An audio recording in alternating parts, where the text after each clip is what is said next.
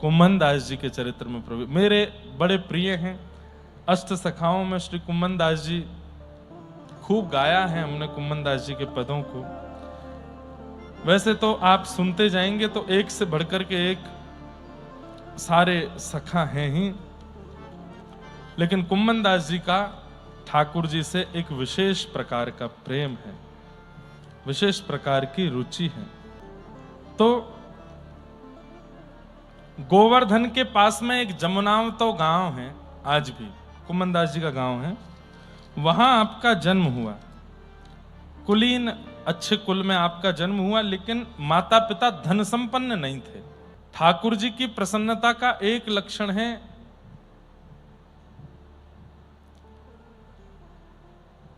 कविता करने का गुण।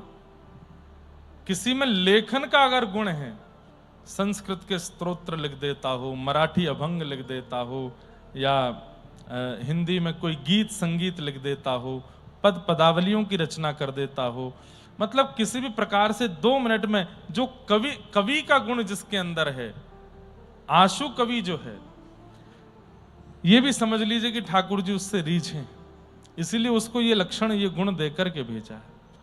और दूसरा, कंठ यदि आपके पास है, स्वर यदि आपके पास है, तो भी ठाकुर जी ने प्रसन्न होकर के आपको इस धराधाम पर भेजा है।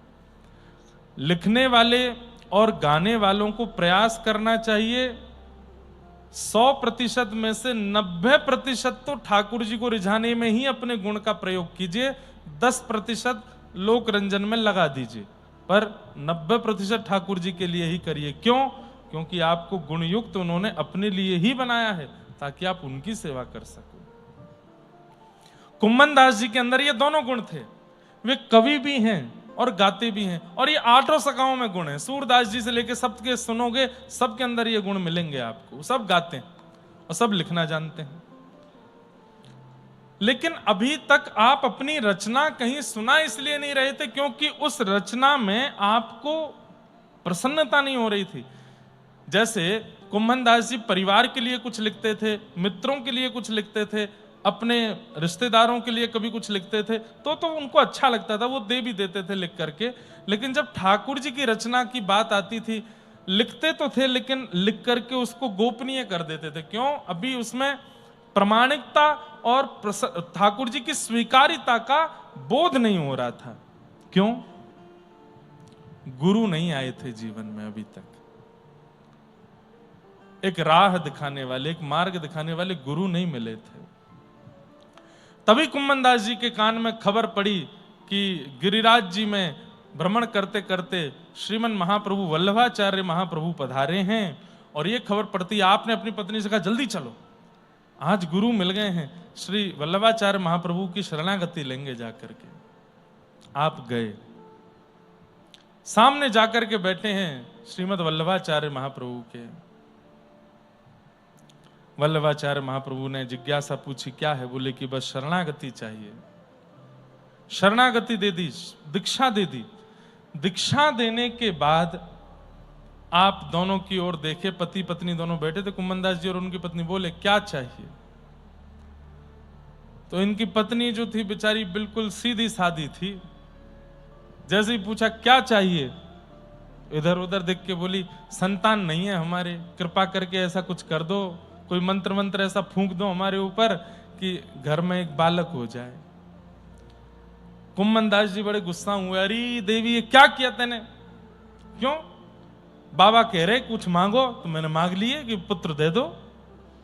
अरे देवी, ऐसे महापुरुष के सन्मुख आकर के, जिन्होंने साक्षात श्रीनाथ जी को प्रकट करके विराजमान किया, ऐसे अद्भुत महाप्रभु जी के सन्मुख आकर के भी इतने संसार मांगा।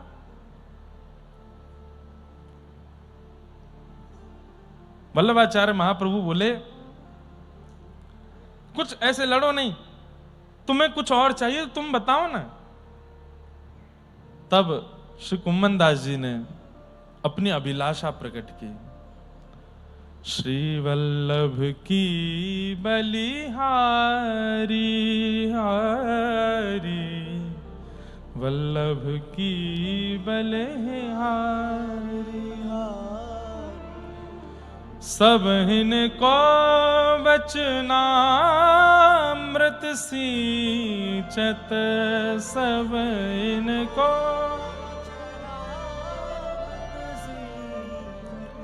कहीं अंतर दुख हारी हो,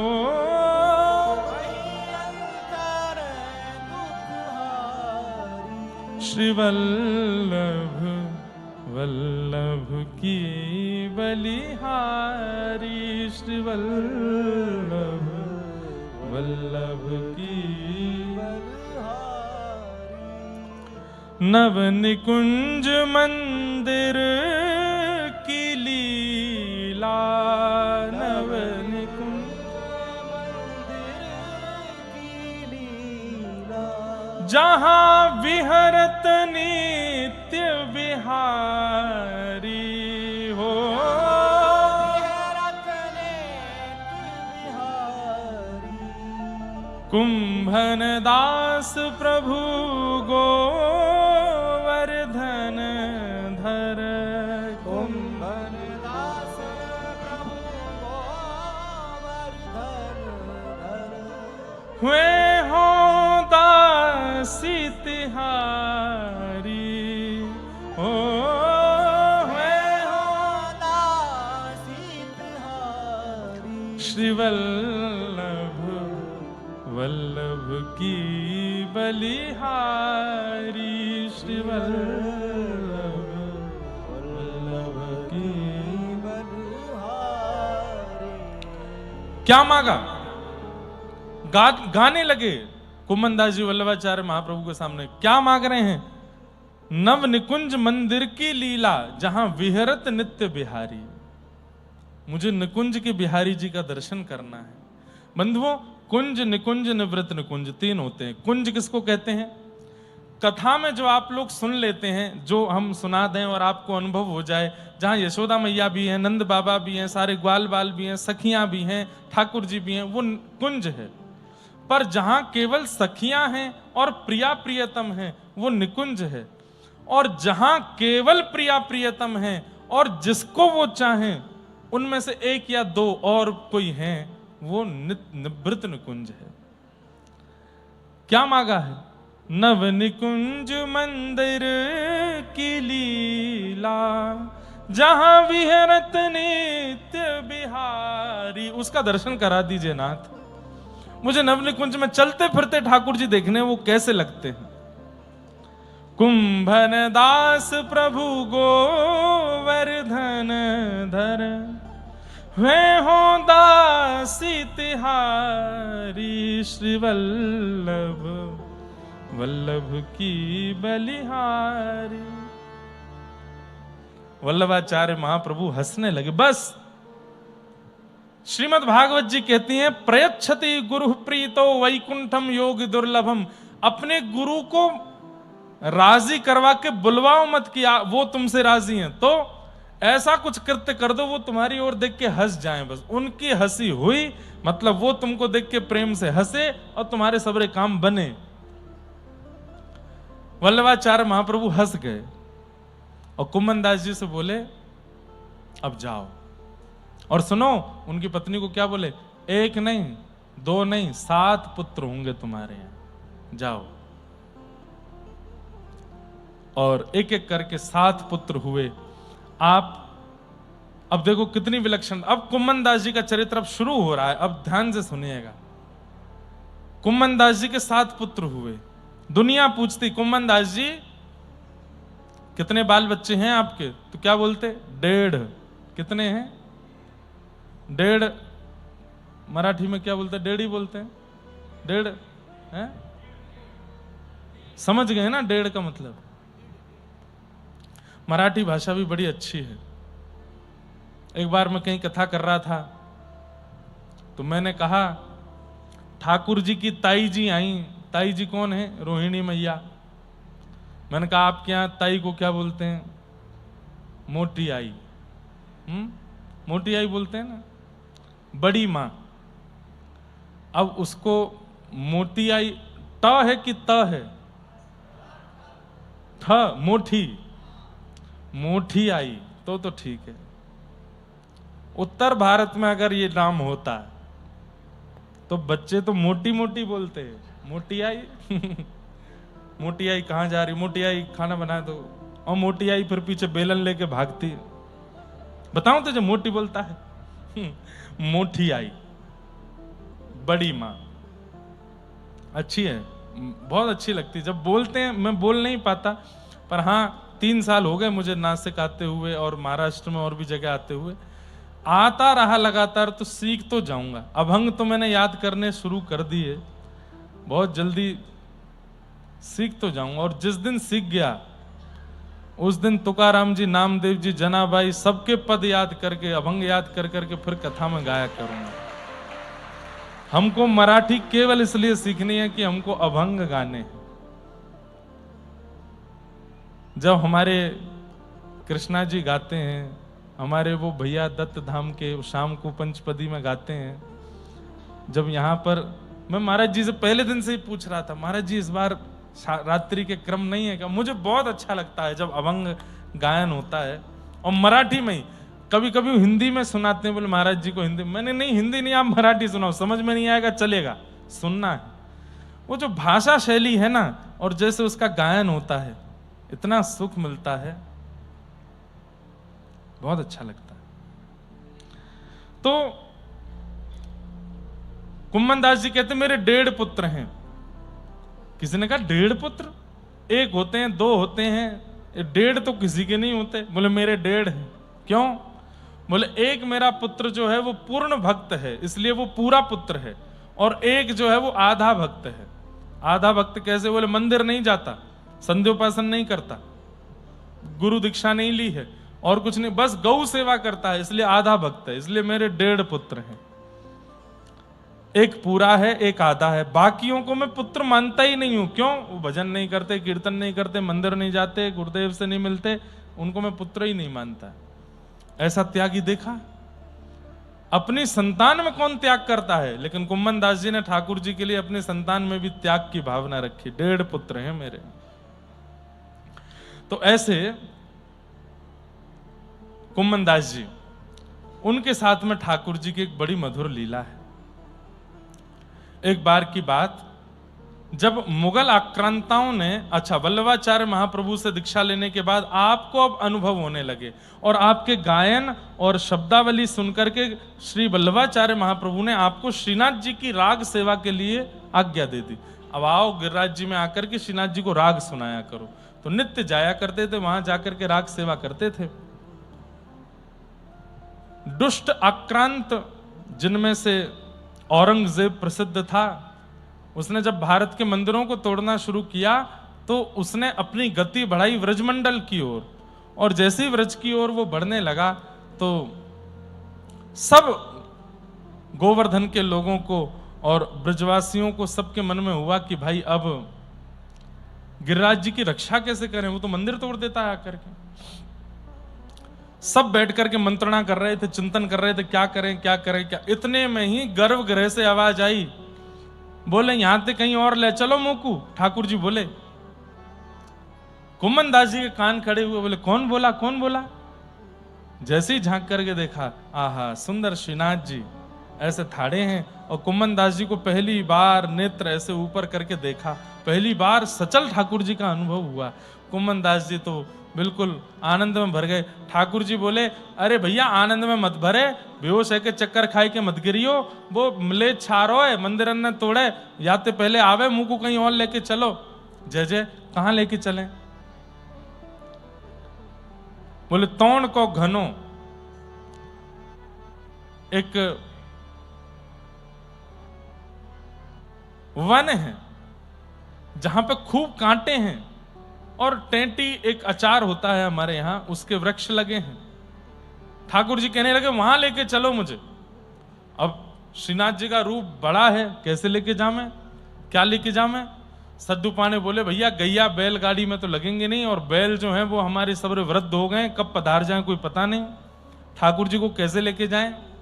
सोई ठाकुर जी फिर से बोले गर्भगृह से, कुम्मना। बोले हाँ, यहीं पास में सद्दू पाने की गौशाला के बगल में एक गौशाला है, बा में भैंसा बंधे हुए हैं, भैंस और भैंसा, माते एक भैंसा लियाओ। तो सबरे बोले जय जय, आप भैंसा की सवारी करोगे? क्यों ना कर सके हम? बोले जय जय भैंसा, अरे हमारे साली की सवारी है। यमुना जी हमारी पत्नी है, पटरानी है, और यमुना जी को भैया कौन है? यमराज। और यमराज काय पे बैठे? भैंसा पे। तो हमारे सारे की सवारी है, और सारे की सवारी पे तो जीजा को पूरा अधिकार रहे। खूब हमने गरुड़ की वाहन बने हैं, खूब गरुड़ वाहन बन के उड़ाए हैं, खूब हमने अनेक अनेक वाहन देखे, आज अपने सारे के वाहन पे बैठेंगे। लेके आओ बा भैंसा को। अब महाराज भैंसा लेकर के आए। वाकू पहले इत्र से तो स्नान करायो, इत्र से स्नान कर, गंगा जल से स्नान करा के इत्र लगायो, इत्र लगा करके वहां पर खूब मखमली चद्दर आदि सब बिछाई, खूब मलमल के वस्त्र लगाए, मसनद गद्दी लगाई वाके ऊपर। इतने में ही भैंसा चिल्लाने लगो, ये क्या है रो पीछे। बोले भैया ये वजन सह पाएगो कि नहीं? भैंसा समझते हैं ना, भैंसा भैंस तो समझते होंगे। यहां दिखा नहीं मुझे, महाराष्ट्र में होते तो होंगे, हैं खूब हैं। तो भैंसा पर ठाकुर जी बैठा दिए। जैसे ही भैंसा चला सो ठाकुर जी बोले अरे गिरो गिरो गिरो, मैं गिरो मैं गिरो। तो इधर से कुम्मन दास जी का हाथ पकड़ा, उधर से एक और थे सखा, उनका हाथ पकड़ा, और ठाकुर जी उन दोनों के हाथ पकड़ करके ऐसे मटक मटक करके एक मंदिर से तोड़ के घने में जा रहे हैं। श्रीनाथ जी, आहा, कुम्मन दास जी गाने लगे, लाल तो है भावत तोण को घनो, लाल तो है भावत तोण को घनो, कोटि बहुत गोखुर हैं लागे, फाटत हैं सब तनो। थोड़े ऋषिया के गा रहे हैं कुम्मन दास जी, लाला ऐसी जगह चुनिए जावे की। बोले क्यों, कहा भयो, कितनो आनंद तो आ रहा है। अरे कांटे बहुत गोखुर लागे, फाटत है सब तनो। सब हमारे हाथ छिल गए, पैर छिल गए, सबरे इतने कांटे लगे हैं, और खुद तो मदमस्त है करके ऊपर बैठे हो, कोई दिक्कत है नहीं रही है, खुद को तो अच्छो लगे कोई। खूब ऋषियाए ऐसी जगह ले आए हैं, न को सेवकन पर चिंता नहीं कर रहे हैं, इतने कांटे लग गए, हमारे हाथ पैर सब जगह से फट गए, और जैसे तैसे चलते फिरते बेचारे गिरते पड़ते सब लोग लेके ठाकुर जी को वहां पहुंचे। ठाकुर जी खुश हो रहे हैं, ठाकुर जी हंस रहे हैं। स्वामी का एक स्वभाव होता है, अपने सेवकों को मीठे मीठे कष्ट देना स्वामी को अच्छा लगता है। ठाकुर जी को भी आनंद आता है जब हम चलते चलते कभी गिर जाते हैं, बोलते बोलते कभी अटक जाते हैं, लेटे लेटे कभी लुढ़क जाते हैं, खाते खाते कभी हंस जाते हैं। ठाकुर जी बड़े खुश होते हैं जब थोड़ी ये छोटी छोटी अटकनें जब जीवन में आती हैं, तो बड़ों को बड़ा अच्छा लगता है। अब जैसे नदी में हम लोग स्नान करने जाते हैं, तो जितने छोटे छोटे बालक हैं सबको छेड़ते हैं, किसी को पैर पकड़ के नीचे डालेंगे, किसी के मुंह में पानी डालेंगे, किसी की आंख में पानी। ये अब कष्ट ही तो दे रहे हैं, लेकिन ये मीठा कष्ट देना बड़ों को अच्छा लगता है। ठाकुर जी तो पेट पे हाथ धर धर के हंसे, यहाँ कुम्मन दास को कांटे लग रहे हैं, वहां उनको कांटे लग रहे हैं, सबरे इनके हाथ पैर बेचारे ऊपर नीचे, और ठाकुर जी बिल्कुल प्रसन्न है। क्यों? भैंसा के सींग इतने बड़े हैं कि वो जब आगे निकले सब कांटे छट जाएं, ठाकुर जी को कुछ स्पर्श नहीं हुए। कुम्मन दास जी बोले बड़े मंद मंद मुस्काए रहे हो, और हमारी ये दशा कर दी है। जैसे ही टोंड के घने में पहुंचे, वहां जाके ठाकुर जी विराजमान किए। इतने में ठाकुर जी बोले अब चलो, सबरो भोग मेरे सामने धर के तुम सबरे चले जाओ यहाँ से। बोले एक तो कांटे लगवा दिए, ऊपर से हमको न जल की पूछ रहे ना भोजन की, और कह रहे हैं चले जाओ यहाँ से। कुम्मन दास जी बोले चलो आज्ञा है इनकी, चलो। सब प्रसादी ठाकुर जी के सामने रख करके जैसे ही चले गए, दूर कहीं जाकर के बैठे हैं, सब आपस में चर्चा करने लगे। बोले ठाकुर जी ने ये तो बताया नहीं कि वापस कब आना है। कुम्मन दास जी बोले मैंने देखूं कर कहा रहे हैं ये। जैसे ही एक झाड़ के अंदर से झांक करके देखा, तभी क्या देखते हैं, आहा, अत्यंत सुंदर वस्त्र धारण किए हैं, सिर पर चुनरी डारी है, नाक में नख बेसर है और एक परम सुंदरी युवती सामने से चली आ रही है और ठाकुर जी उसकी प्रतीक्षा में खड़े हैं। कोई और नहीं है, श्री प्रिया जी है, श्री श्यामा जी हैं, हमारी श्री राधा रानी है। जैसे ही राधा रानी आई, आहा, कुमन दास जी तो देख करके आनंदित हो गए। ओ, तो ये इनते मिलवे आए। और आज कुमन दास जी, अच्छा, मैंने वल्लभाचार्य जी से मांगा था कि मुझे नव निकुंज मंदिर में जहां विहार करते ठाकुर जी हैं उनका दर्शन करना है। आज वो दर्शन हो गए। प्रिया प्रियतम दोनों परस्पर एक दूसरे को अन्न पवा रहे हैं, प्रसाद पवा रहे हैं। एक भाग किशोरी जी पवाते हैं, एक भाव ठाकुर जी पवाते हैं। और श्री कुमन दास जी दूर से देख करके इतने कांटे लगे। इसका क्या तात्पर्य था? जब तक भव के जितने भी हमारे कर्म बंधन हैं उनको हम भोग नहीं लेंगे तब तक भगवत अनुभव होना संभव नहीं है। जब तक जीवन में आने वाले कष्टों को हम भोग नहीं लेंगे, जो हमारे प्रारब्ध के हैं, वो जब तक खत्म नहीं हो जाएंगे, भगवत अनुभव होना थोड़ा मुश्किल है। कुम्मन दास जी को कांटे लगवा करके तोड़ के घने में ये थोड़ा सा श्रम दे करके ठाकुर जी ने जीवन पर्यंत के जितने कष्ट थे सब कांटों से निकाल दिए और अपने नित्य विहार का दर्शन कराया। आपने दर्शन करके बड़े आनंदित हुए, बड़े प्रसन्न हुए। ठाकुर जी वापस मंदिर में आके विराज गए। नित्य नित्य खूब सुंदर सुंदर पदों की सेवा, खूब सुंदर रागों की सेवा आप करते थे।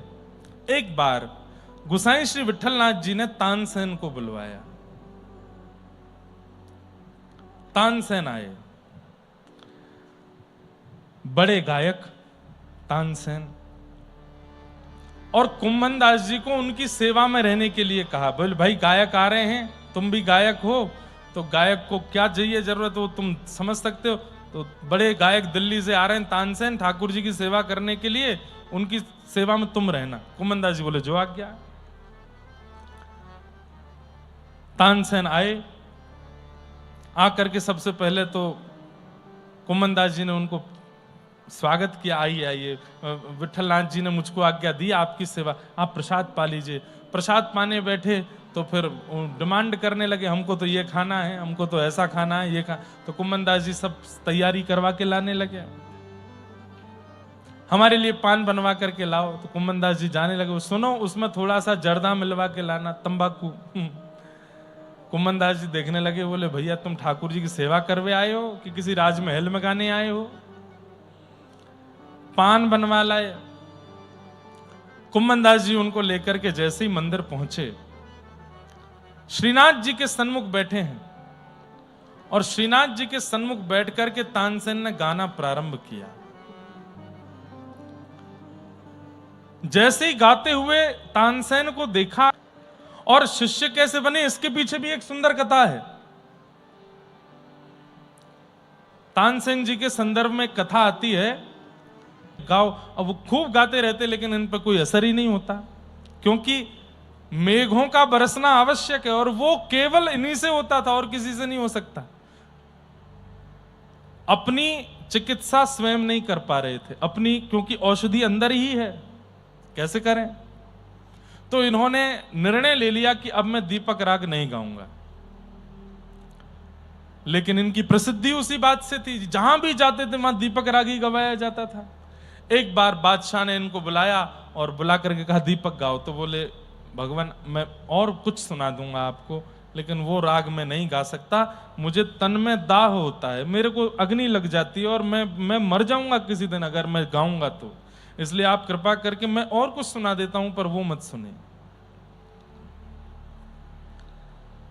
तब किसी ने बादशाह के कान भरते हुए कह दिया, बोले कि महाराज आप बड़े बड़े अतिथियों को बुलाते हैं, तानसेन से गवाते हैं और उनके सामने जब ये दीप जला देता है तो सब आपकी प्रशंसा करते हैं, इसलिए तानसेन चिढ़ गया है। गाता मैं हूं, मेहनत मैं करता हूं, प्रशंसा इनकी होती है, इसलिए आपकी प्रशंसा ना हो, इसलिए इसने ये निर्णय लिया है कि ये राग दीपक नहीं गाएगा। तो बादशाह ने कहा अगर ऐसी बात है तो आज ये इसको दीपक गाना पड़ेगा। अपने सैनिकों को खड़ा कर दिया तलवार लेकर के, अगर ये नहीं गावे तो इसका सर धड़ से अलग कर देना। तानसेन बैठे हैं, सोच रहे हैं अब मैं क्या करूं। बोले कि इनके तलवारों से मरने से अच्छा है कि मैं दीपक गा करके अपने राग को गाते हुए स्वयं जल करके ही मर जाता हूं। जैसे ही गाना प्रारंभ किया, दीपक तो जल गए, लोग बाग खड़े होकर के ताली बजाने लगे, लेकिन तानसेन वहां नहीं था। क्यों? दौड़ गए, बाहर भाग करके गए, सरोवर में कूदें, नदी में स्नान करें और रोवें, चीखें, चिल्लावें, पूरा शरीर कंपायमान होवे, सब जगह अग्नि लगी है, दौड़ते जा रहे हैं, दौड़ते जा रहे हैं, दौड़ते जा रहे हैं, सबसे कह रहे हैं कोई रक्षा करो, कोई बचाओ, मुझे कोई बचाओ।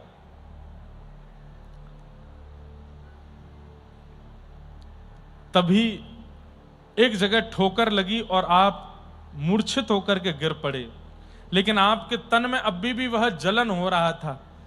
तभी वहां दो गोपियां व्रज की, अभी की बात है, तानसेन कितने 500 वर्ष पूर्व होंगे, व्रज की दो ग्वालिन गोपियां वो गोबर थापने के लिए आई थीं। और थापते थापते जब उन्होंने इनको देखा तो देखते ही समझ गई कि ये दीपक राग गा करके इनका शरीर अंदर से जल रहा है, इनको मेघ मल्हार सुनाना पड़ेगा।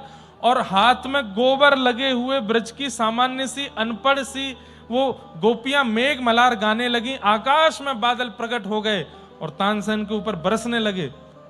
तानसेन ने नेत्र खोल करके जब देखा चारों तरफ, तो वो बिल्कुल सहज सरल सी कंडा थाप रही हैं, गोबर थाप रही हैं और मेघ मल्हार गा रही हैं।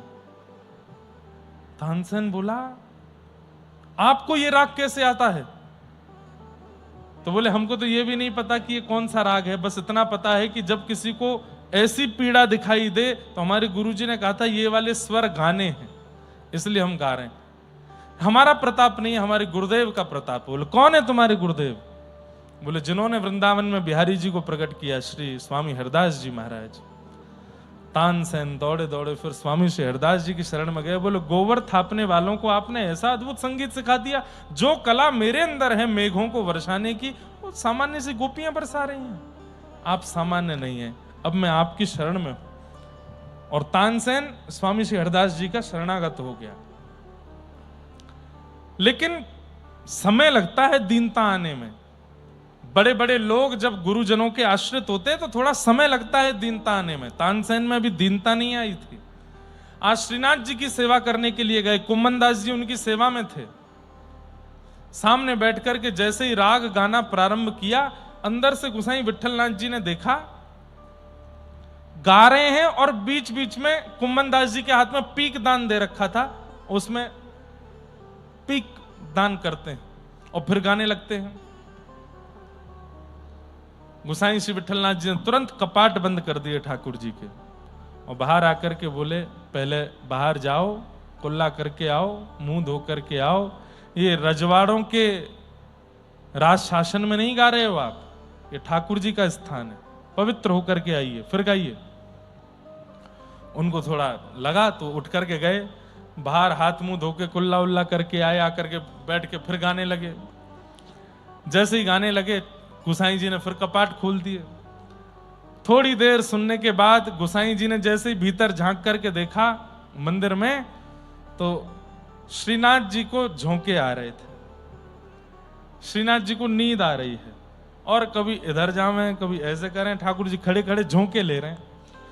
गोसाई जी ने फिर से कपाट बंद किए, भीतर जाके जय जय कहा भयो,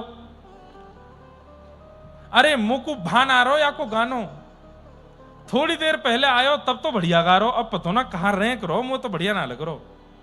रैंक रो जाने, कल रात्रि रासलीला देखी थी। रासलीला में मधुमंगल जी क्या कर रहे थे? स्वर लगा रहे थे ऊंचे ऊंचे, उसको हमारी ब्रज भाषा में कहते हैं रैंकना। क्या बोलते हैं? रैंकना। बिना स्वर के भी जो पंचम स्वर लगाते रहते हैं, बिना सुंदर गला होते हुए भी गाने का प्रयास करते हैं, उनको कहते हैं रैंक रहा है। तो ठाकुर जी बोले, पहले तो बढ़िया गा रो, अब पतो ना कहा है रैंक रो, मुझे तो बिल्कुल आनंद ना आ रो, नींद और आ रही है। तो गोसाई जी बोले, जय जय पहले वो पान खा के बैठो, मैंने अब पान थुकवाई दियो। तो ठाकुर जी बोले, बातें कहो, दोबारा पान खा के आवे गो, और पान खा के बैठे फिर गावे। गोसाई जी बोले, जय जय मंदिर की पवित्रता, बस पवित्रता ठीक है, बातें कहो, पान खा के आवे। तो अब यहां कथा ऐसी वर्णित है कि कि गुसाई जी ने तानसेन को नहीं कहा कि पान खा के आओ, नहीं, जय जय कितनों कहते रहे, मंदिर की पवित्रता तो रहेगी। तानसेन का जब गायन पूरा हुआ तब गुसाई श्री विठलनाथ जी ने कहा बहुत सुंदर गाया आपने, बहुत अच्छा गाया। भीड़ लगी थी मंदिर में तानसेन को देखने के लिए। अब मेरी इच्छा है, हमारे कुम्भन दास जी बैठे हैं, एक पद की सेवा कुम्भन दास जी भी करें। तो तानसेन बोला कौन कुम्भन दास? भाई तानसेन के बाद अगर कोई गाने आने वाला है तो बड़ा गायक ही होगा। बगल में पीकदान लिए बैठे थे, तो बोले ये गाएंगे, ये सुबह से मुझे रोटी खिलाते डोल रहे हैं, मेरा बस्ता सामान लेके चल रहे हैं, ये गाएंगे? बोले हाँ गाएंगे, कुम्भन दास जी गाएंगे। कुम्भन दास जी बड़े सहजता में आके ठाकुर जी के सामने बैठ गए। आहा, गुसाई जी ने कहा गाओ कुंभना। आपने तुरंत ठाकुर जी को सुंदर भाव सुनाया। क्या रूप? भाई मैं तो अपने स्वर में गाऊंगा, पर कुम्भन दास जी ने कैसा गाया वो गाने के बाद बताऊंगा। रूप देख नैना पलक लागे नहीं, रूप देख नैना पलक लागे नहीं। कैसा रूप है मेरे नाथ का कि जैसे ही देखते हैं तो पलक झपकना भूल जाते हैं। रूप देख नैना पलक लागे नहीं, तुरंत लिख करके गाने लगे, तुरंत बना करके पद गा दिया ठाकुर जी के सामने। गोवर्धन के अंग अंग ऊपर, गोवर्धन के अंग अंग ऊपर, निरख नैन मन रहत नहीं, रूप देख नैना पलक लागे नहीं। कहारी कहूं कछु कहत न आवे, कहारी कहूं कछु कहत न आवे, चित चोरो वे मांग दही। गोपी कह रही है कैसे वर्णन करूं, मैं मार्ग से जा रही थी और रास्ते में खड़े हो गए, दही का दान मांगने लगे। अरे दही का दान मांगने में कितनों दही दे आई? बोले पूरी मटकी दे आई। क्यों? बोले एक हाथ आगे करके मांगो तो मन तो भयो कि सर्वस्व याकू दे दूं, लेकिन मटकी दे करके ही आनो पड़ो। लेकिन कन्हैया जब दोनों हाथ पसार के मांगन लगे ना, अरे सखी मैं कैसे बताऊं, ऐसा मन करे सब दे दूं, नेत्र दे दूं, नासिका दे दूं, सबरो अपनो यौवन दे दूं, जीवन दे दूं। इतनो सुंदर है श्याम सुंदर। कुंभन दास प्रभु के मिलवे की सुंदर बात सखियन सोजू कही। कुंभन दास प्रभु के मिलवे की सुंदर बात सखियन सो कही। रूप देख नैना पलक लागे नहीं। कुम्भन दास जी गा रहे हैं, सिसकियों की आवाज आ रही है, और तभी गुसाई विठलनाथ जी ने भीतर देखा तो भीतर श्याम सुंदर के नेत्र सजल हैं, और सामने देखा तो कुम्भन दास जी के नेत्र सजल हैं। लेकिन स्थिति तो तब विचित्र हो गई। तब क्या देखा, पीछे तानसेन मूर्छित पड़े हैं और नेत्रों से अविरल अश्रुधार गिर रही है। भाई आप यदि किसी चीज में निपुण हैं और उसी भाव में निपुण और कोई व्यक्ति आ जाए तो ये बात होती ही है, ये स्वाभाविक बात है कि आपके चित्त में उसके प्रति प्रतिस्पर्धा आ जाएगी, उसके प्रति ईर्ष्या आ जाएगी। पर यदि कोई वस्तु आपको आती है और कोई दूसरा आकर के जब वही क्रिया करने लगे और आपको उसके प्रति प्रतिस्पर्धा ना हो, उसके प्रति ईर्ष्या ना हो, बल्कि उसके प्रति प्रेम होने लगे, वो वही कर रहा है जो आप करते आए हैं, लेकिन फिर भी आपको उसके प्रति प्रीति हो रही है, तो ये बात प्रमाणित है, या तो उसके चित्त में ठाकुर जी विराजमान है या आपके चित्त में ठाकुर जी विराजमान है। कुम्मन दास जी के चित्त में ठाकुर जी बैठे हैं, तानसेन सुनकर के प्रतिस्पर्धित हो जाना चाहिए था, ईर्ष्या हो जानी चाहिए थी। तानसेन जब गा रहे थे तब वाह वाह हो रही थी, लेकिन कुम्मन दास जी ने जब गाया तो केवल आह हो रही है, सबके नेत्रों में अश्रु भर आए हैं। तानसेन को जब होश आया, कुम्मन दास जी को हृदय से लगा लिया। मैंने जीवन पर्यंत गाया, बड़े बड़े गायकों को, अपने गुरुदेव के अलावा किसी की गायकी को मैंने सराहा नहीं, लेकिन आज आपके चरणों में प्रणाम करता हूं। आपके मेरे पास स्वर है, मेरे पास कंठ है, मेरे पास शब्द हैं, पर उन स्वर, शब्द और कंठ का उचित उपयोग जैसा मैं करना चाहता था वैसा आप कर रहे हैं। मीठी ईर्ष्या हो रही है मुझे कुम्मन दास जी आपसे। मैंने जगत के राजाओं को रिझाया, लेकिन आपने जगत बनाने वाले को रिझाया है, आपने जगन्नाथ को रिझाया है। अद्भुत। ऐसे श्री कुम्मन दास जी। एक बार आप सुबह सुबह राग भैरव अलाप रहे थे। ये राग भैरवी है? ये कौन सा है? अहीर भैरव है? अहीर भैरव है। अच्छा, एक बार आप सुबह सुबह गा रहे थे, अहीर भैरव ही गा रहे थे, यही चल रहा है ना? तभी फतेहपुर सीकरी पड़ता है आगरा से आगे। वहां का बादशाह गोवर्धन आया था और उसने जैसे ही देखा कि आप इतना सुंदर स्वर में गा रहे थे, उसने जैसे ही सुना, अब राजा तो रिजवार होते हैं, बिना देखे बिना जाने राजा के मुख से बस निकल गया, वाह वाह वाह, क्या कहना क्या कहना क्या कहना। कुम्मन दास जी ने ये सुना, उठ करके खड़े हुए। कौन बोला? असंख्य सैनिक खड़े थे, रथ पर राजा बैठा था। तभी सेनापति बोला, हमारे राजा आए फतेहपुर सीकरी। आपका स्वर सुनकर के और उनके मुख से वाह निकली है। कुम्मन दास जी ने उसी सरोवर का जल हाथ में लेकर संकल्प लिया, आज के बाद अहीर भैरव राग नहीं गाऊंगा। क्यों?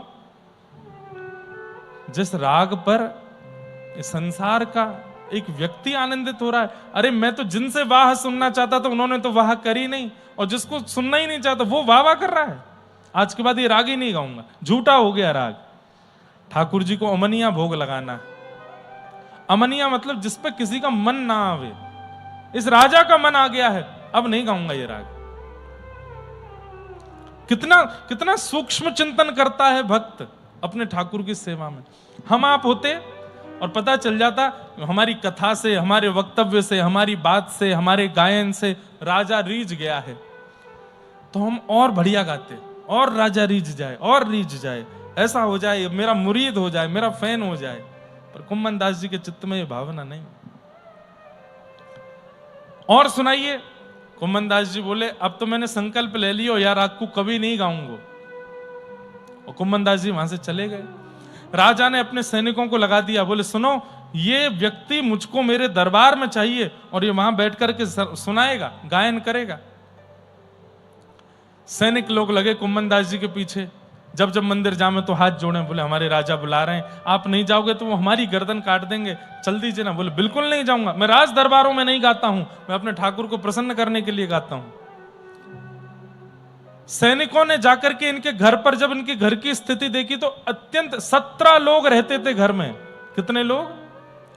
17 से ज्यादा ही होंगे। गिनती करवाऊं? 7 पुत्र, 7 उनकी पत्नियां, कितने हो गए?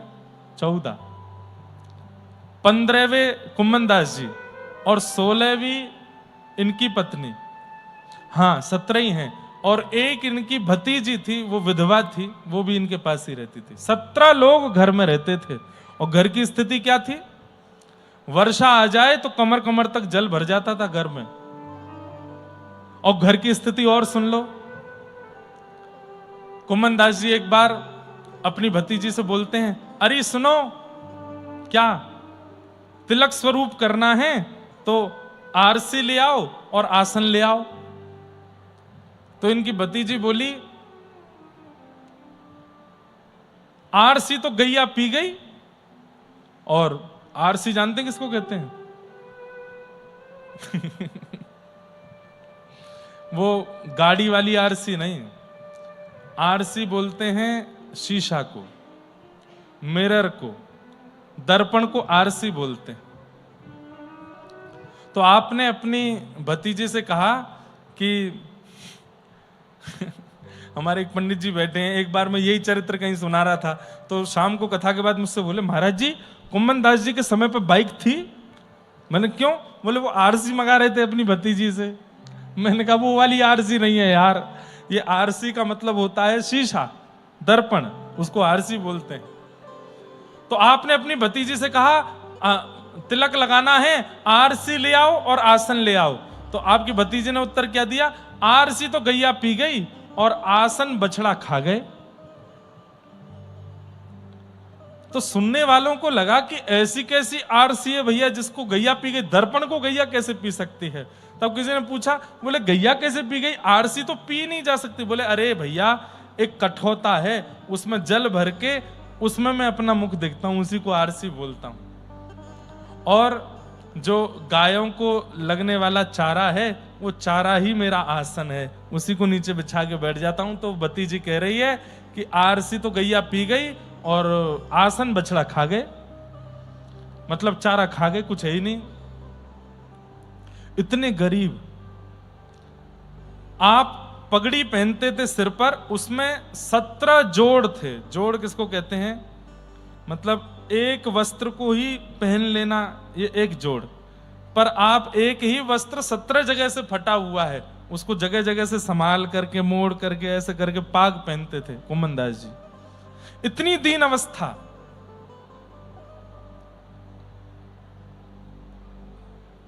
घर में इतनी जगह नहीं थी, तो दिन रात का क्रम चलता था। क्या?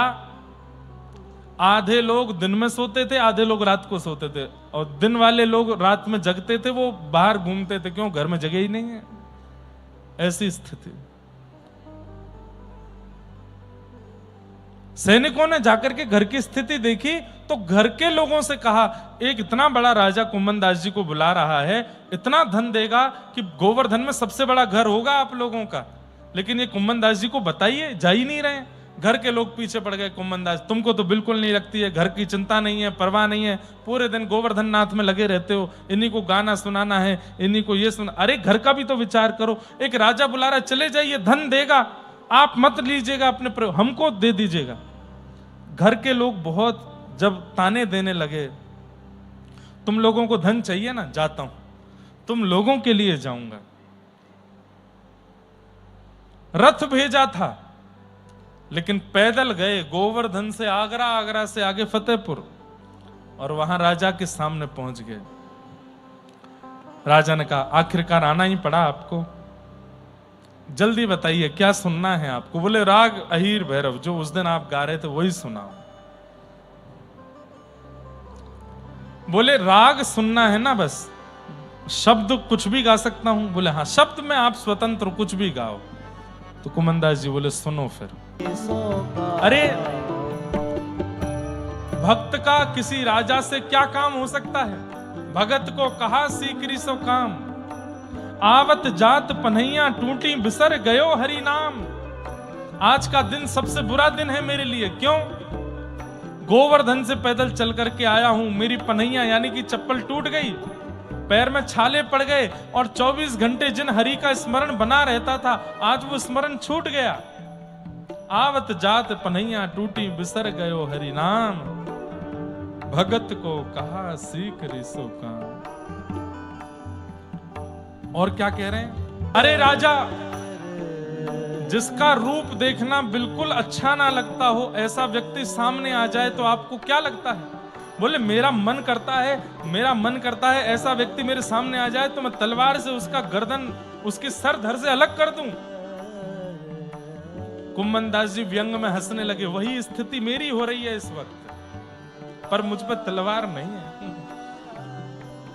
जाको मुख देखा त दुख लागत, जाको मुख देखा त दुख लागत, ताको करन पड़ी परना, ताको करन परी परना, हे ताको करन पड़ी परना। ताको करन परी परना। हे राजन, जिसका मुख देखना अच्छा नहीं लगता वो सामने आ जाए तो गर्दन काटने का मन होता है। हाँ, और जिसका मुख देखना अच्छा नहीं लगता अगर उसको प्रणाम करने को कह दिया जाए तो क्या होगा आपको?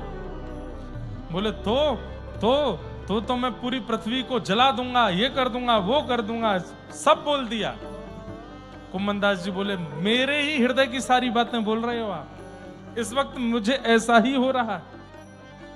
कुंभन दास लाल गिरधर बिना, कुंभन दास लाल गिरधर, हे कुंभन दास लाल गिरधर बिना, दास लाल गिरधर बिना, और न दूजो का, और ना दूजो का, भगत को कहा सीख रिसो का, भगत को कहा, भगत को कहा सीख रिसो का, भगत को कहा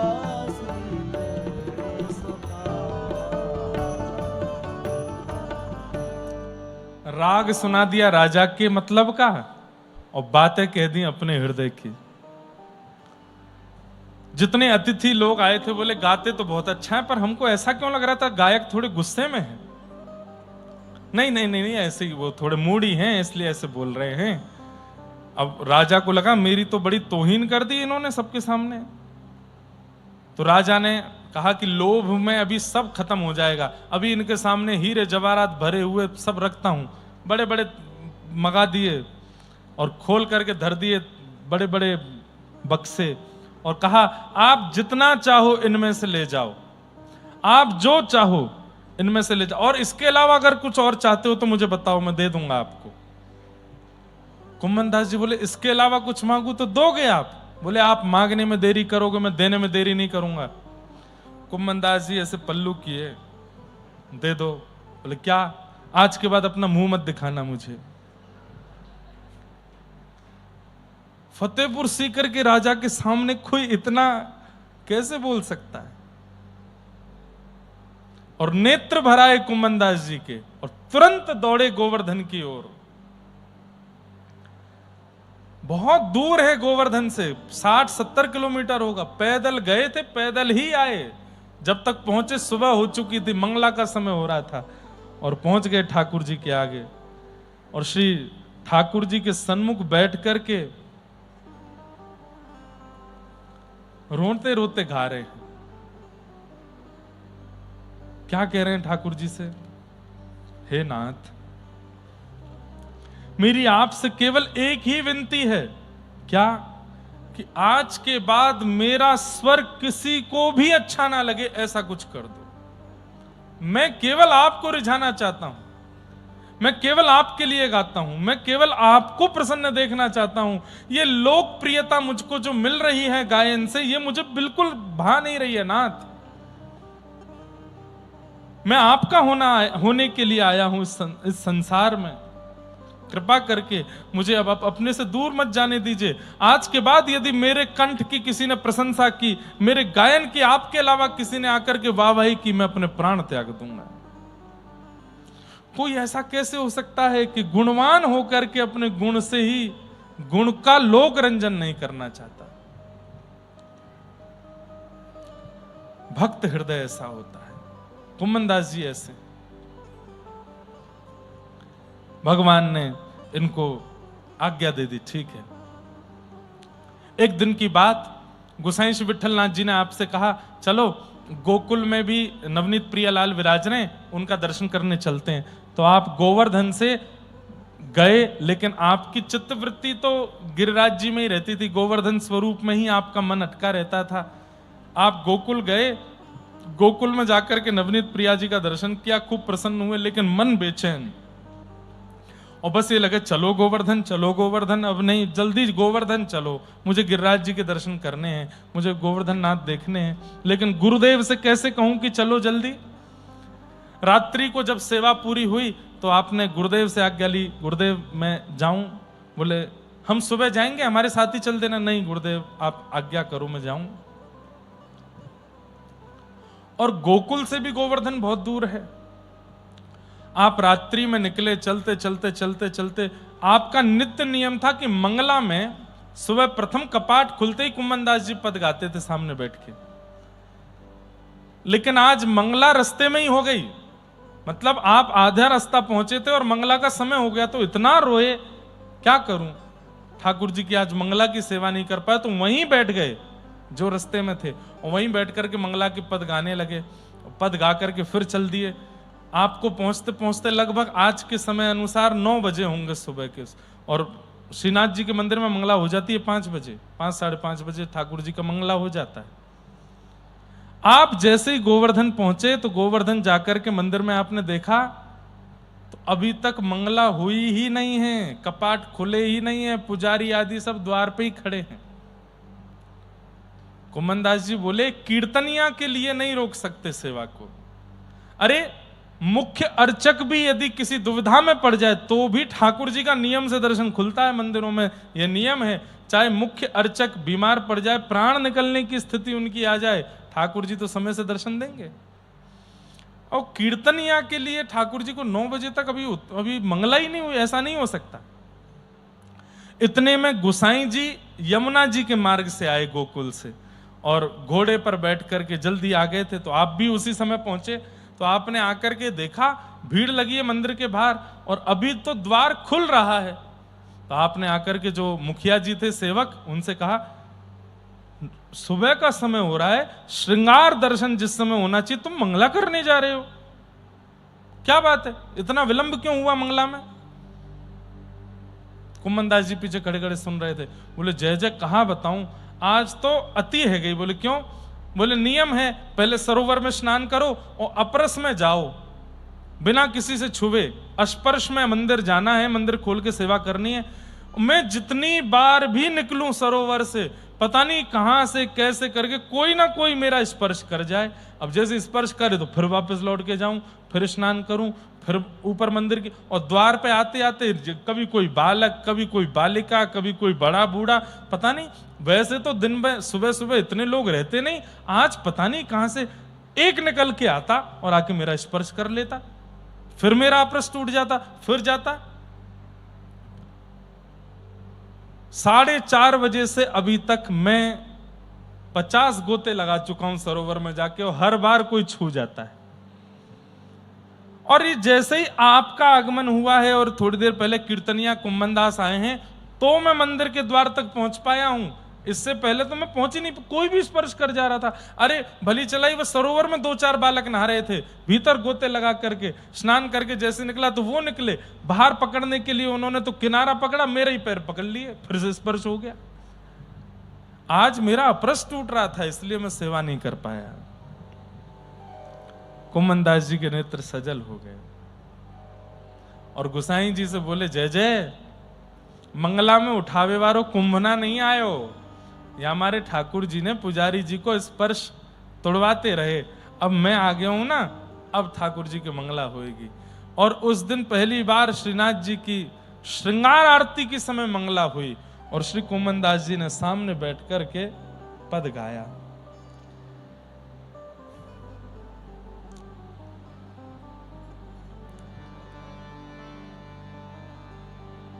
किते दिन है जो गए बिन देखे, तरुण किशोर रसिक नंद नंदन, तरुण किशोर रसिक नंद नंदन। बहुत सुंदर पद है बंधु, इतना प्यारा पद है। क्या गा रहे हैं कुम्भन दास जी? कल गए थे, आज आ गए हैं, और क्या कह रहे हैं? आपको देखे बगैर कितने दिन हो गए नाथ, और इतने दिनों में देखो आप कितने बदल गए। कैसे बदल गए? तरुण किशोर रसिक नंदन नंद नंदन, कछुक उठत मुख रेखे। बोले कल जब मैं गोकुल गया था तो आपके मुखमंडल पर रेखे, मतलब ये मूछें आती हैं ना, तो छोटे छोटे बच्चों के गोल्डन कलर में थोड़े थोड़े बाल आ जाते हैं। छोटे छोटे बालकों को जब आप देखोगे धूप की किरण में या टॉर्च जला करके मुख के पास देखोगे, तो जब वो थोड़े तरुण हो जाते हैं, 10-12 वर्ष के होते हैं, थोड़े थोड़े उनके रेखे जैसे निकल आते हैं। वो दिखते नहीं हैं, कभी कभी प्रकाश करने पर दिखते हैं। तो कुम्भन दास जी कह रहे हैं कल जब मैं गया था तब ये रेखें दिख नहीं रही थी आपकी। मैं इतने दिन बाद लौट के आया हूं कि मेरे ठाकुर जी इतने बड़े हो गए कि उनके कुछ कुछ रेखें प्रकट हो रही हैं।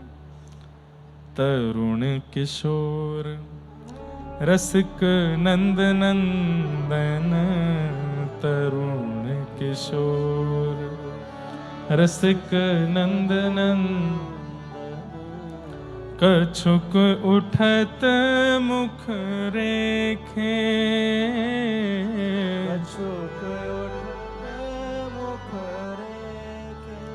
किते दिन है जो गए बिन देखे, किते दिन है जो गए। वह शोभा वह कांति वदन की, वह शोभा कांति बदन की। ठाकुर जी को इतना प्रेम हो गया कुम्भन दास जी से। कुम्भना, अब तो को मैं एक लीला को दर्शन कराऊं। कुम्भन दास जी बोले कैसी लीला? बोले एक गोपी रोज आवे दर्शन करवे के काजे। ध्यान से सुनिएगा, एक गोपी रोज मेरो दर्शन करवे आवे। अच्छा कहा करे? बोले वो अपने घर ते बड़ो बढ़िया दूध को दही जमाए के वाको मक्खन निकाल के मटका में मक्खन लेकर के आवे। अच्छा फिर का दूर खड़ी है जाए और दूर खड़ी है के वह मक्खन को मुंह दिखावे, और मुंह दिखा के लाला धोरी गैया को मक्खन निकारो है, बड़ो सुंदर सुगंधी आ रही है, बड़ो स्वाद बनो है लाला, लेकिन मैं मंदिर में ना दे के जाऊंगी, ये सबरे मंदिर के लोग खा जाएंगे, मैं तो अपने घर में ही रखूंगी। और जगह बता गई है मोकू, वहां वो मक्खन धरो है। कुम्भन दास जी बोले तो मेरो मन हेरोवा के घर पे जाके खाया हूं मैं, और तू मेरो संग दे दे यहां में। कुम्भन दास जी बोले जय जय, ये कैसी इच्छा है रही है आपकी? बोले चोरी करवे की इच्छा है रही है। द्वापर युग गए बहुत दिन है गो, द्वापर में चोरी करी, अब कलयुग आए गए है और मेरो मन है रो एक बार ने चोरी करिया हूं तनिक सी नेक सी। कुम्भन दास जी बोले जय जय, अगर पता चल गई ना दुनिया को कि आप चोरी करो, सबरे पकड़ के आपको जो है का फिर गारी देंगे, बुरो भरो कहेंगे, मारेंगे, अन्ना कोई ना पता चलेगी। तो चिंता मत कर, बस तू मेरो संग दे दे। कुम्भन दास जी बोले कहा करनो है? बोले शाम को आ जाइयो, मंदिर बंद होने के बाद पीछे वाली खिड़की के नीचे आके खड़ो है जाइयो। अच्छा, पूरी दुनिया को ठाकुर जी अचल दिखते हैं, पर कुम्भन दास सरीखे भक्तों को ठाकुर जी सचल बात करते हैं उनसे। कुम्भन दास जी शाम के समय गए और मंदिर के पीछे वाली खिड़की पर जाके खड़े हो गए। इतने में ही ठाकुर जी, मंदिर बंद हुआ, सब दर्शनार्थी चले गए, सेवक पुजारी सब अपने अपने घर को चले गए। उसके बाद ठाकुर जी गर्भगृह की खिड़की से बाहर निकले, सचल हो गए। कुम्मनदास जी देख रहे हैं, आहा कितने सुंदर ए कुम्मना का देख रहे हो? आपको रूप देख रहा हूं, कितने सुंदर हो। अरे रूप मत देखे, चोरी करवे जा रहे हैं हम, नीचे आ, यहां पे आ जा। कुम्मनदास जी की अवस्था 60-70 के बीच की हो गई, बूढ़े बड़े हो गए। ठाकुर जी उतर करके कंधा पे बैठ गए और दोनों पैर ऐसे लटका लिए, दोनों हाथ अपने सिर पर रख लिए कुम्मनदास जी के। और कुम्मनदास जी कहें, चल कुम्मना सुन। बोले हाँ, जल्दी करियो, लोकर करा। जल्दी करियो। क्यों? अरे चोरी में देरी ना करे, अगर पकड़ में आएगा ना दोनों पिटेंगे मैं और तू, हमारी जल्दी करियो बस। और ये ज्यादा भाव भावन में मत आ जाइयो, मंदिर में बड़ो भाव में रोता रहे मेरे पीछे, माम चोरी करवे जा रहे हैं, कहीं माम वो देख के रोने लगे ना, रोऊंगा जय जय। कुम्मनदास जी ऐसे पकड़ के बैठे हैं, कभी कभी ठाकुर जी के चरण ऐसे दबाने लगते हैं, कितने कोमल चरण हैं।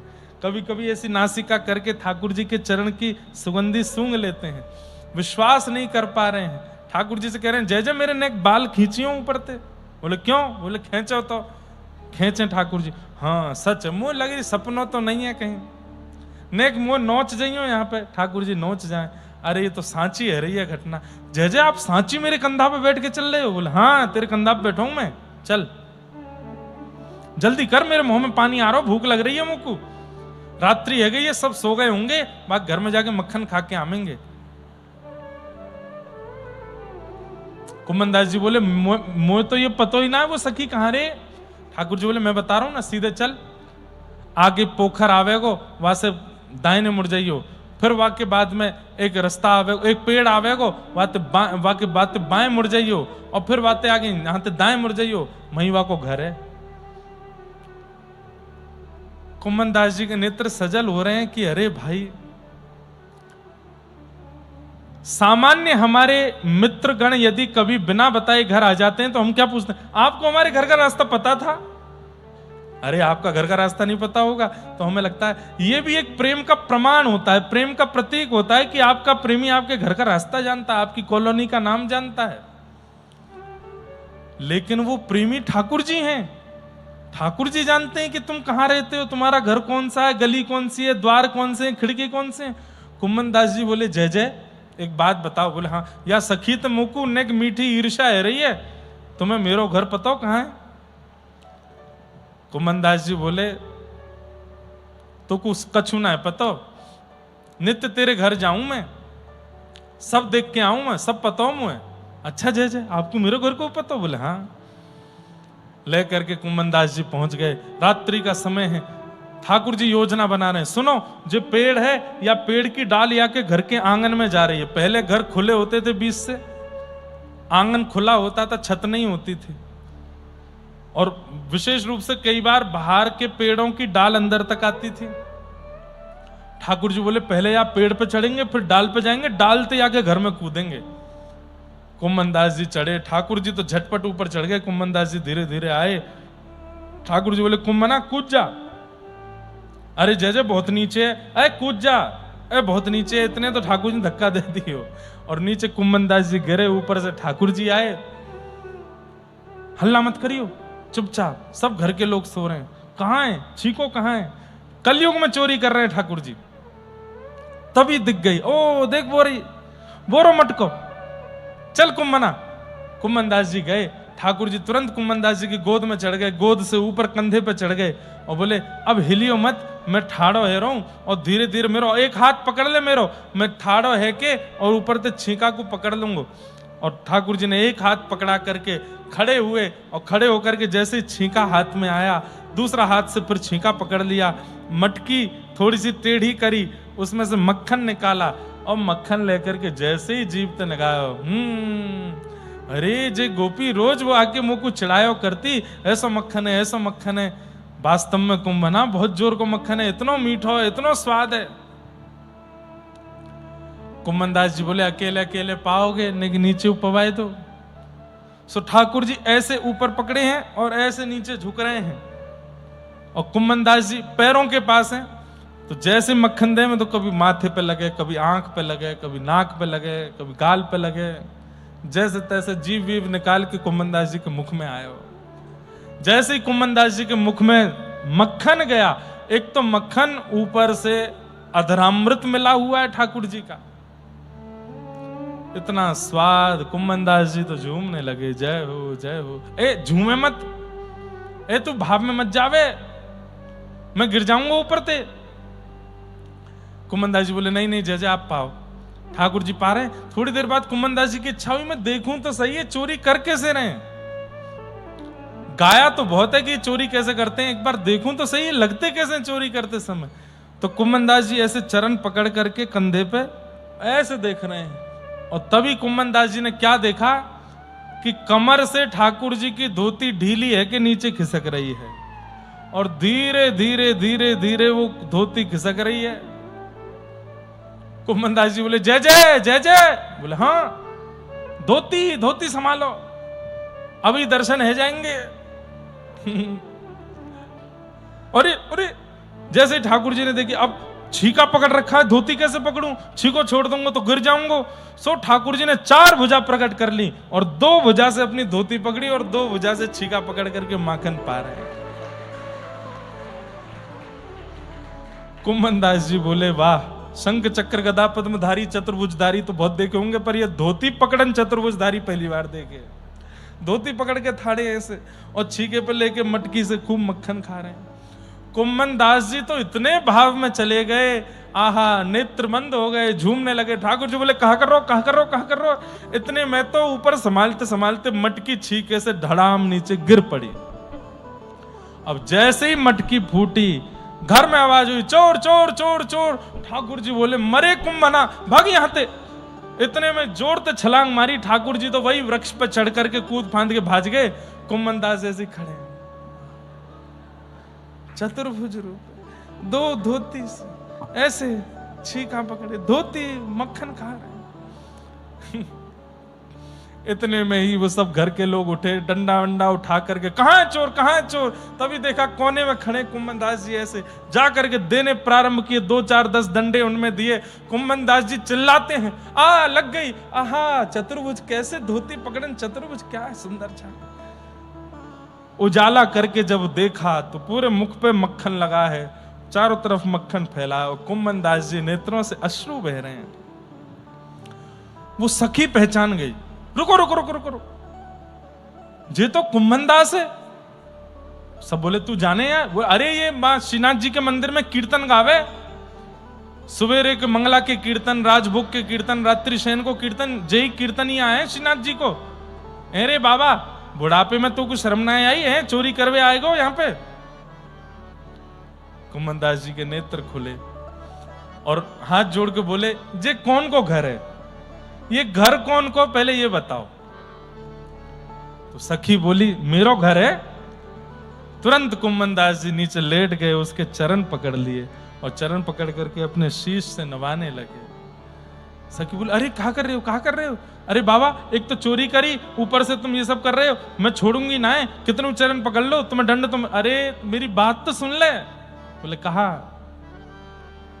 तू है सखी बड़ भाग बड़ी, नंदलाल तेरे घर आवत हैं। तू है सखी बड़ भाग बड़ी, अरे सखी ये मैंने चोरी नहीं करी है। मैं 60-70 वर्ष की उम्र में आकर के कहां मक्खन को लोभ मेरे अंदर होएगो। तू अपने मन से विचार कर, कौन आयो फिर। अब तू विचार कर, तेने कोई को बतायो कि तेरे घर में नवीन मक्खन निकाल के छीके पर रखो है। अब तो वो सखी कांपने लगी, बोले मैंने तो गिरिराज धरण को बतायो, मैंने तो श्रीनाथ जी को बताया। तो बोले बस वही आए मुंह को लेकर के। तू अपनो श्रृंगार करत है, तू अपनो श्रृंगार करत है। विदर्पण हाथ दिखावत है, वो दर्पण हाथ दिखावत है। तू है सखी बड़ भाग बड़ी, नंदलाल तेरे घर आवत है। तू है सखी बड़ भाग बड़ी, नंदलाल तेरे घर आवत है। निज कर गूथ सुमन के गजरा, निज कर गूथ सुमन के गजरा। वे अपने ही हाथ पहरावत हैं, वे अपने ही हाथ पहरावत है। सब कोई इनको गुण गावत, सब कोई इनको गुण गावत। पर वे तेरो गुण गावत हैं, पर वे ये तेरो गुण गावत है। कुम्भन दास लाल गिरधर के, कुम्भन दास लाल गिरधर के। वे तो तेरे ही हाथ बिकावत हैं, तेरे ही हाथ बिकावत है। तू है सखी बड़ भाग बड़े, नंदलाल तेरे घर आवत हैं। तू है सखी बड़ भाग बड़ी, नंदलाल तेरे घर आवत है। अब तो वो सखी रोवे सो रोवे। कुम्भन दास जी कहें अरे तेरे बड़भाग हैं, ठाकुर जी आए गए तेरे घर को माखन। अब वो सखी दौड़ करके गई, फूटी हुई मटकी में से माखन निकाल करके पा रही है। बोले मुझे दर्शन क्यों नहीं हुए, मुझे दर्शन क्यों नहीं हुए कुम्भन दास जी? बोले मैं जय जय सो निवेदन करूंगा तो पे कृपा करेंगे, तो को अनुभव कराएंगे। अब तू चिंता मत करे, ठाकुर जी ने तो को स्वीकार कर लियो है, तभी तेरे घर आए। और उसको समझा करके कुम्भन दास जी निकल पड़े। थोड़ी दूर गए तो कदम वृक्ष के नीचे देखा ठाकुर जी ठाड़े थे। कुम्भन दास जी जय जय, यहां खड़े हो? अरे कुम्भना, तोते मैंने कही जल्दी करियो जल्दी करियो, और तुम वहां पे झूम रहे हो, मेरे पामन ने पकड़ करके ऐसे झूम रहे हो, गिर दई मटकी, तो को मारो तो नहीं? कुम्भन दास जी बोले बहुत मारो, आप मुंह को मरवे का छोड़ा। बोले मैं छोड़ के आया, तू रह गए अपने आप वहीं पे, चल अब तो को एक शुभ समाचार सुना दूं मैं। बोले कहा? तू तो अभी घर जावेगो तब तो को पता चलेगी, पर मैं पहले ही बता दे रहा हूं, तेरी बहू ने, तेरी पत्नी ने अभी अभी एक लाला को जन्म दियो है, और मैं तो सो इतना प्रसन्न हूं, मैं वरदान दे रहा हूं, वो तो से भी बड़ो मेरो भक्त बनेगो। कुम्भन दास जी इतने प्रसन्न हुए, जैसे ही घर गए बालक को गोद में उठाया। नामकरण जब होना था तो नेत्र बंद होके वही धोती वाले चतुर्भुज दास दिखाई दिए, जो धोती पकड़े हैं, छीका पकड़े हैं। चतुर्भुज रूप का दर्शन हुआ तो आपने अपने पुत्र का नाम चतुर्भुज दास रखा। चतुर्भुज दास, अपने पुत्र का नाम चतुर्भुज दास रखा, जिन्होंने वैष्णव जनों के हृदय का सबसे प्रिय पद गाया है। गोवर्धन वासी सा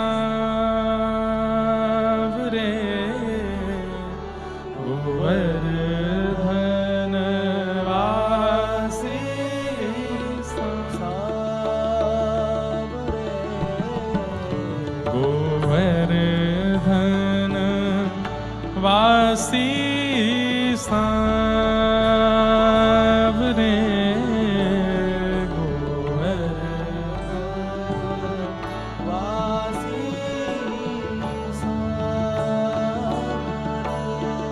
लाल तुम बिन रहो न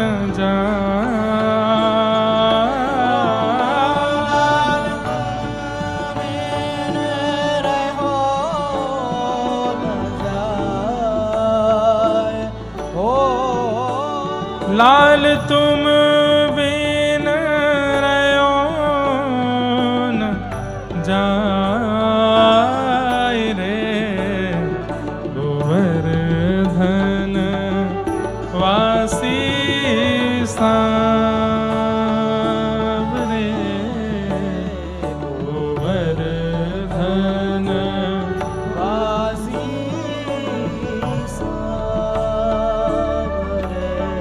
हे गोवर्धन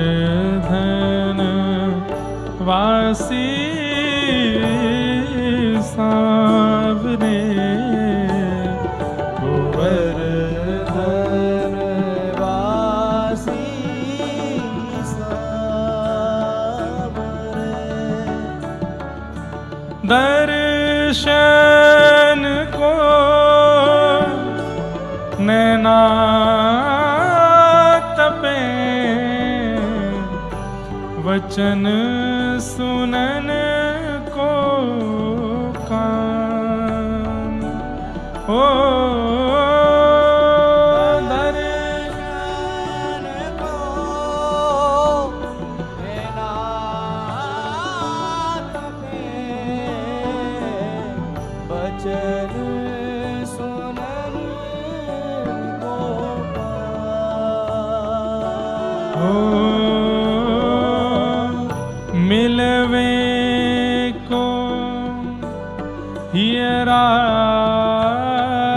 तपे हिय के जीवन प्राण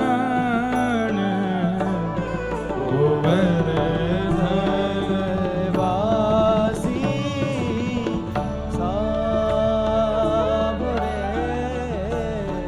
गोवर्धन वासी। ये कुम्मन दास जी के पुत्र का पद है, चतुर्भुज दास जी, जिनका चरित्र हम लोग सुनेंगे। अभी सूरदास हो गए, कृष्णदास हो गए, कुम्मन दास। श्री कुम्मन दास जी जैसे ही चतुर्भुज दास जी का जन्म हुआ, उसके बाद लीलाएं तो बहुत हुई कुम्मन दास जी के साथ। कुम्मन दास जी ने मन में विचार किया कि अब मुझे राहत है कि मेरे ठाकुर की सेवा करवे वालों कोई आ गयो है, अब मुझे निकुंज में जाना चाहिए।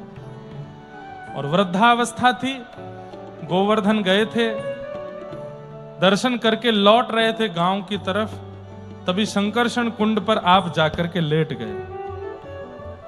आपके पुत्र चतुर्भुज दास की गोद में सिर रखा, तभी गुसाई श्री विठलनाथ जी भी वहां पर आ गए। सब रसिक जन वैष्णव जन इकट्ठे हो गए। कुम्मन दास जी अपनी अंतिम क्षण की लीला में थे। सबने पूछा, हे कुम्मन दास जी, आपको क्या अनुभव हो रहा है? तब कुम्मन दास जी ने एक पद गाया। अच्छा, एक बात आपको अष्ट सखाओं की सबकी प्रमुख मिलेगी, इन्होंने अपने अंतिम श्वास में अपने गुरु और युगल में किशोरी जी का स्मरण करके प्राण त्यागा। कुम्मन दास जी ने अपने जीवन का अंतिम पद गाया, रसिकनी रस में रहत गढ़ी। और कुम्मन दास जी गा रहे हैं, प्रिया प्रियतम दोनों प्रकट हो गए सामने। और गुसाई जी को हंसते हुए कुम्मन दास जी कहते हैं, जय जय। हाँ, बड़े जय जय आ गए सामने और श्री लाडली जी के संग आए हैं। कृपा करो, अब मैं प्रस्थान कर रहे हूं। और हाथ जोड़ के गोवर्धन की तलेटी में संकर्षण कुंड पर अपने पुत्र की गोद में सर रखते हुए गुरुदेव और गोविंद श्री किशोरी जी का दर्शन करते हुए रे